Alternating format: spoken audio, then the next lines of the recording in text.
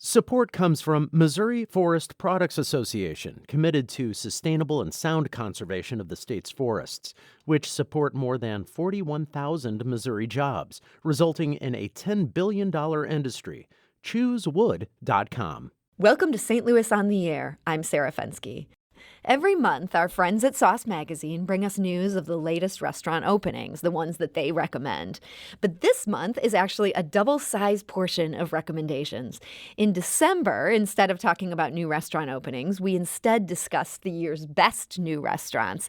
And that means we have a lot of new places to get up to speed on now in January. So here to discuss all the news that's fit to eat is Sauce Managing Editor Heather Hughes. Heather, welcome back to the show. Thank you. And we're joined again by Mira Nagarajan, Sauce's art director. Mira, welcome back. Thank you. Now, the last time Sauce was here discussing these monthly openings and closures, we talked about the fact that Winslow's Home, the longtime restaurant in University City, had recently closed. And we've now come full circle in a very short period of time because they're back open. But it's not at all the same. Tell us what's changed. Well, the new owners, Michael and Tara Galina from Vicia, have... Actually, it's really hard to come into such an institution like that, and they've done a great job of preserving the atmosphere. It's still very comfortable and relaxed. I mean, they kept part of the name for a reason, but they're bringing in a lot of the food that they've done at the lunch service at Vicia, and it's just sort of refreshed the menu. It's still classics like chicken salad. They have pancakes, breakfast stuff, and they've maintained the same baker, so they still have a lot of the same baked goods, which is great. But they refreshed the interior. It looks really a little more polished. The service is fantastic. They've brought a lot of their team from Vicia for that as well. We love it. And so it's no longer counter service? No, yeah, it's seated service, and they are about to start their dinner program as well. So far, it's just lunch. Oh, okay. I think what's nice about it is it was a very gentle transition. Yeah. So it still looks like Winslow's Home in a way, and they still have a little bit of retail. I think that they weren't going to even do a lot of retail at all, but they decided to do some. And because historically, that cafe had things like cookbooks and toys and stuff like that for sale. They're still doing some of that? They're doing like teas and more food retail stuff. And I think they have some things in their takeaway case that you can take and like use at home. Like I think they're like chicken salad and eggs and milk and stuff like that. But if you ever had their goat cheese cookies, which was my favorite thing at Winslow's table, it's still there and it's still good. So if you have favorites, you can still find things that you love. Are they still doing the brisket? They have a brisket sandwich. It's a little bit different, not exactly the same, but yeah, I think people would have boycotted if they didn't have that. No, that comes as really good news. So, so this the next restaurant opening that I'd say you guys are also really excited to talk about this month. This is also University City. It seems like they get the bounty of riches right now. Tell us about Original J's, Mira. So Mike and Liz Randolph, they opened Original J's in U City in the old Fortel space, and it's Tex-Mex. And we tried a bunch of stuff. Texas, you lived in Texas, Heather, for a long time. So she loves, this whole concept altogether. I was very excited about this. Especially, the brisket? Yes, the brisket is fantastic. I feel like there's not a lot of great brisket in St. Louis, and theirs is really, really good. Tex-Mex style. Yeah, it's this is Tex-Mex and Texas-style barbecue. So they'll do brisket and barbecue sausage, but then it'll come as a taco in a house-made tortilla, which is great. But they had that vegan chorizo taco, too. So there are vegetarian options, even though it's barbecue. They still have, things that you can select, especially from their sides. They had a dressed kale salad that we were really into. Yeah, it's super rare at a barbecue restaurant to have something that's green and actually very good. I know that was really important for Liz Randolph to have things to offer for people who aren't just I want a plate of meat. One of our very favorite things that we ate was cucumbers in pesto. It's good. Not what you would expect, but it was delicious. Yeah, that's a very unusual choice. It really cut through all of the richness of the meats and some of the heavier sides that they still have classic barbecue sides as well. And then they had, on the Tex-Mex influence part of it, they had queso that was delicious. Oh, it's so good. They had a great guacamole. They had all these different salsas that when we were cruising through the menu, there was okay, this dish has a sesame salsa and this dish has this kind of salsa. And I'm where is the salsa platter where we can have a We need a sampler trio. pack? We need everything. And so hopefully one day we can arrange that. But for the time being, we were just like ordering extras for everything. A salsa tasting menu. Yes, Doesn't that sound exactly. good? We let them know our desires. Now, overall, is this place feeling like a low-key barbecue spot, or does it have more of a restaurant, sit-down kind of feel? It's definitely sit down, but it is counter service. I know for anybody who knows Mike Randolph's restaurants, you're thinking like super high end, maybe fine dining feel, and it's not that at all. They were playing like kind of pop country music. It was a different vibe. Interesting. We A were lot thinking. of booths. So it's like casual interior. It's very relaxed. You could bring your kids there. And they have a kids Yeah. menu as well. So it's very family friendly. Do they have alcohol?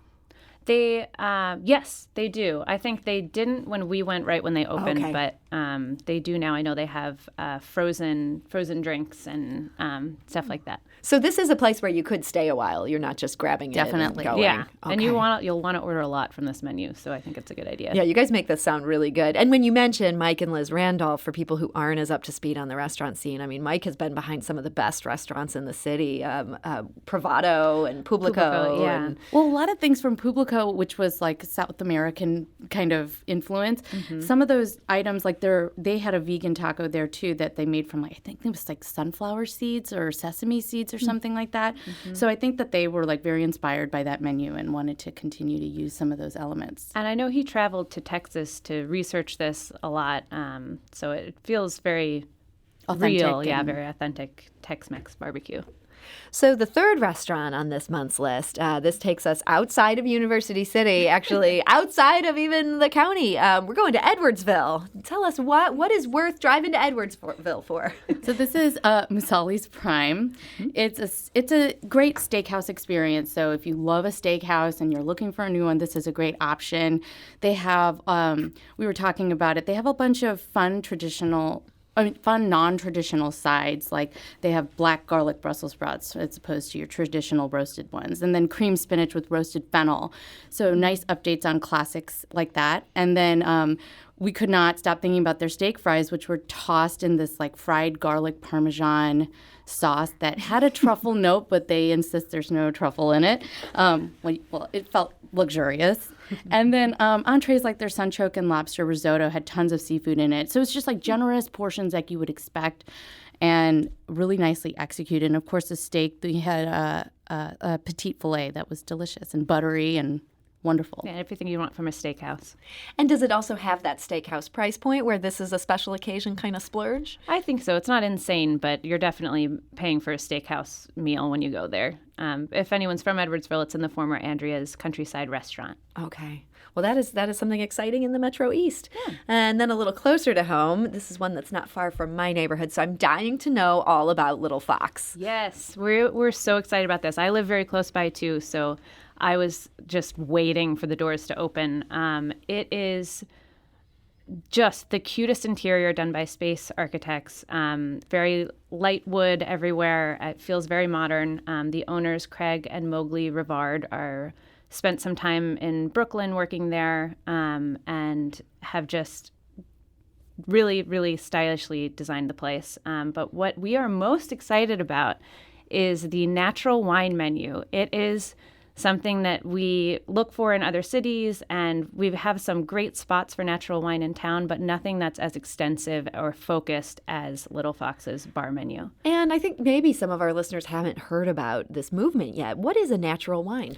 Natural wines are made with low intervention of technology and chemicals in their processing. So they're usually organic or biodynamically grown grapes, and then people will add a little bit of sulfites in preserving the wine as it's aged, but they try to do as little as possible. It's usually like grapes and thyme are supposed to be the only ingredients. Yeah, like not adding too much, not taking away too much. And then there's a sustainability aspect to the growing process, too, that I think is important in the winemaking process. So they've got quite a collection of these. Yeah, they have, I think, over 100 bottles on the list, and they're the ones that we've tried were just so good. Like, I'm going to go there and sit at the bar, get a couple of glasses of wine, and just get those marinated olives off the snack menu. It's the perfect spot to do that. I think what's nice about their wine service, we were talking about this earlier Yes. today, is that First of all, if you're ever intimidated in ordering a bottle of wine, I just always recommend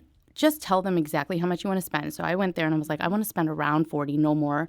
And these are the kind of flavors I like. And they'll bring you the bottle. They'll let you try it. If you don't like it, be open and say, this isn't for me. And they're really generous with, like, you know, Heather was saying, when you order a wine by the glass, they'll bring you the bottle. You can see the label so that next time when you go, you know what you liked. That's so nice. Not a lot of places do that. It takes time and resources and stuff, but they have a really good program. And that was created by bar manager Kelly Nikes. He used to be at Sardella. Oh, that's a good pedigree right there. Yeah, he knows what he's doing. So that's Little Fox. That's in Fox Park. Yes. And then kind of right around the corner from there, Jack Nolan's, a new place in Soulard. Yeah, it's a small bar and grill. It's like not a lot of fuss. It's pretty bare bones when you walk in, but they have a great burger. I think that's the focus of the menu for sure. They have like a chicken sandwich and classic bar and grill stuff, but we loved the burger. They have smash patties. You can pick as many as you want, and the classic comes with American cheese, lettuce, tomato, pickle, and a house fry sauce on a Martin's potato roll. It's just everything you'd want from a burger. And we got their loaded fries, and I didn't go to the restaurant to eat, but somebody brought back the fries, and cold an hour later, those loaded fries with this beer cheese sauce, still so good. I mean, that's the mark of a cheese fry. It takes a lot, yeah. Even when it's cold. It's interesting. I feel like Soulard had a couple of openings in the last year where they were really trying to say, Soulard doesn't need another bar and grill. We're going to do some high-end stuff in Soulard. And then both of those places closed. Yeah. And now we're back to sort of the traditional Soulardness. Give the people what they want. And then give them more. It sounds like you guys are in favor of this place. So right around the street from here in Grand Center, High Low. Tell us about that.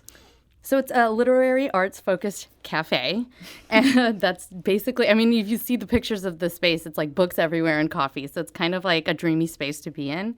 And it's featuring coffee from Blueprint Coffee, so they're doing drip coffee, draft coffee, espresso drinks. I think they're going to do signature drinks, like an espresso old-fashioned in the future, so look out for that.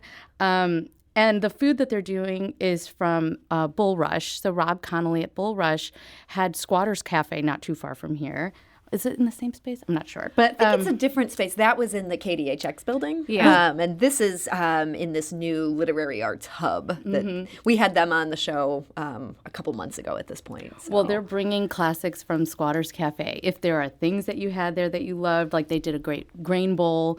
They did like a yogurt parfait thing with fruit in it. And my favorite thing from Squatters that is now at High-Low is their brown sugar cinnamon Pop-Tart, their version of it. It's called a Squat Tart, but despite the name, I love that Pop-Tart. It is so delicious. It's just like a good place to go hang out, read, chill, drink coffee. A beautiful space, and yeah, we really like the pastries. I really like the spicy peanut butter cookies. It's really unusual, like actually spicy. Really? They've got chilies in their peanut butter cookies? I think it's... it's got a little kick to it. It does. I think it's cayenne, actually. It was very good, though. Very weird. Okay, one other place we want to make sure we get to, that's Wild Olive Provisions. That's in Shaw, Heather? Yeah, also not far from home. I was really excited about this one. I think the best thing about this place, from my perspective, is their cheese case is filled with some of the best local producers. They have Marcoux Creamery, a bunch of local things. A Trillium cheese is there, which is a personal favorite. So it's a great place to stop in if you need something last minute.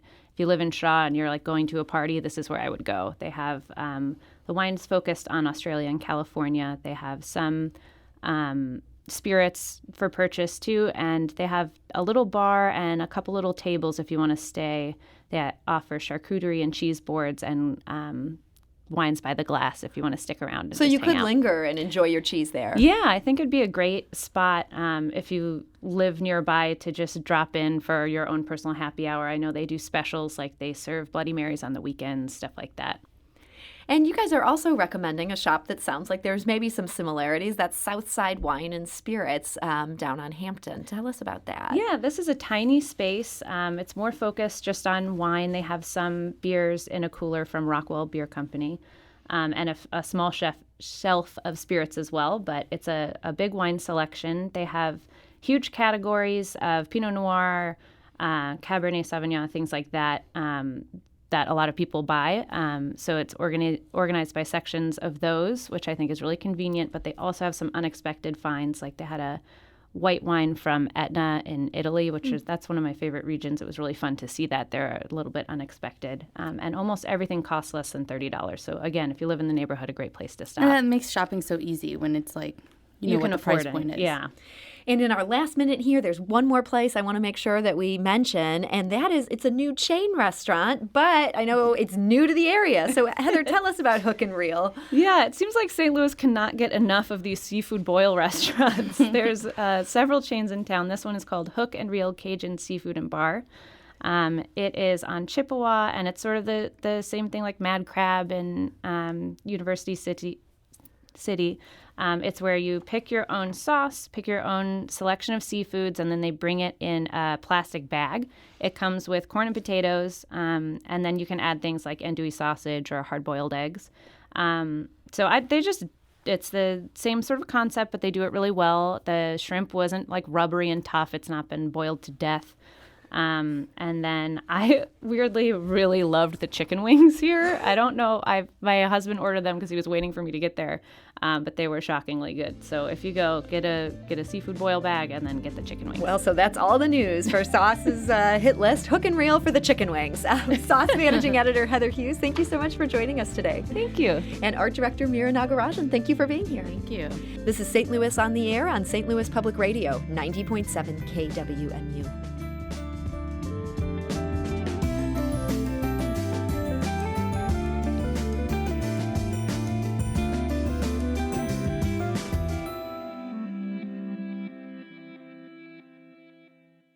Support comes from the Missouri Forest Products Association, committed to conservation and careful management of the state's forests to make them more resilient and better habitats for wildlife. ChooseWood.com.